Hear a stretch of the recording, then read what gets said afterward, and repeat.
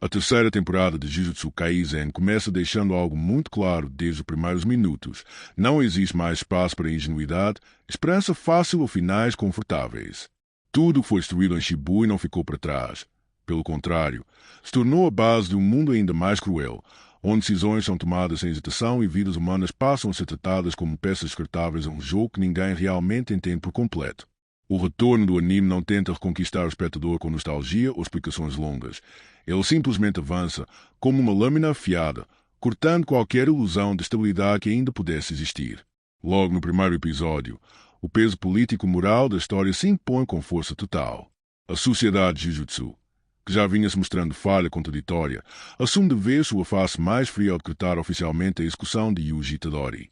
Não importa quantas vezes ele tenha salvado vidas, quantos sacrifícios tenha feito ou quanto tenha sofrido, o simples fato de ser o receptáculo Sukuna é suficiente para condená-lo. Essa decisão não soa heroica nem necessária. Ela soa burocrática, quase mecânica, como se Yuji fosse apenas um erro administrativo que precisa ser corrigido.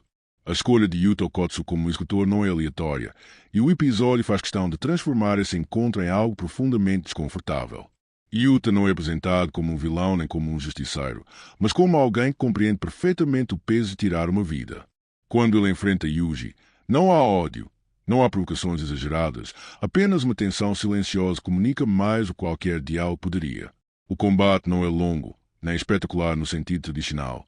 Ele é direto, eficiente e cruel, refletindo exatamente o tipo de mundo que Jujutsu Kaisen se tornou após Shibuya. O momento em que Yuji cai não é tratado como um clímax glorioso, mas como um lembrete doloroso de sua fragilidade. Pela primeira vez, o protagonista não parece alguém caminhando em direção ao seu destino heroico, mas sim uma vítima de um sistema que decide quem merece continuar respirando. E então, quando tudo parece terminado, a revelação acontece. Yuta revive Yuji, deixando claro que aquela morte foi apenas uma encenação estratégica. Ainda assim, a sensação de alívio não vem de imediato, porque a mensagem já foi transmitida.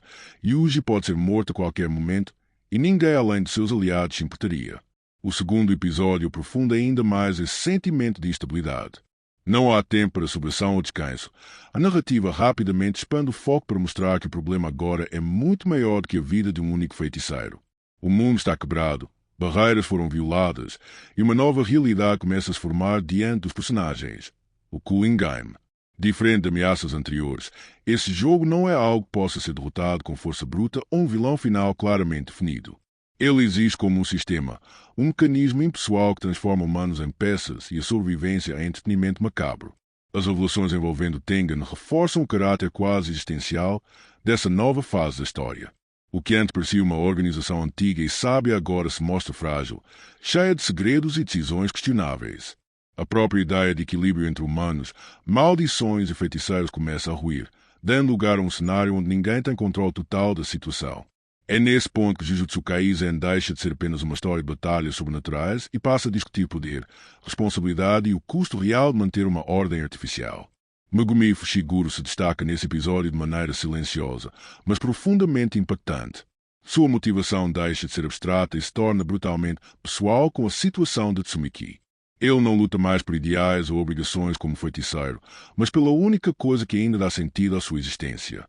Essa mudança sutil transforma Megumi em um dos personagens mais perigosos da temporada, não por sua força, mas pela disposição de ir até onde for necessário, mesmo que isso signifique atravessar limites que antes ele jamais consideraria.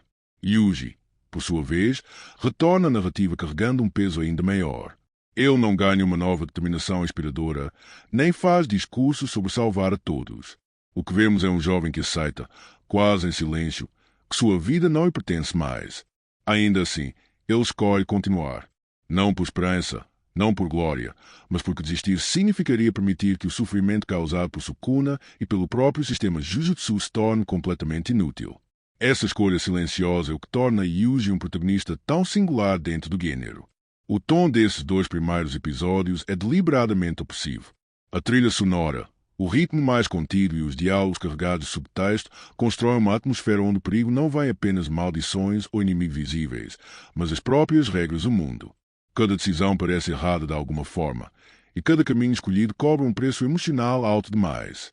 Jujutsu Kaisen não tenta aliviar essa tensão.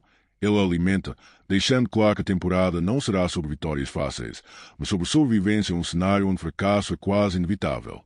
Ao final desses episódios iniciais, fica evidente que a terceira temporada não pretende repetir fórmulas de sucesso do passado.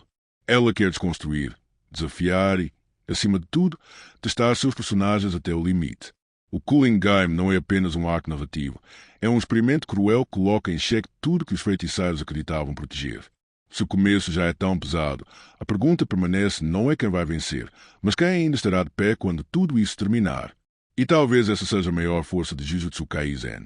Mostrar, em um mundo amaldiçoado, continuar lutando não significa vencer, significa apenas recusar a desaparecer.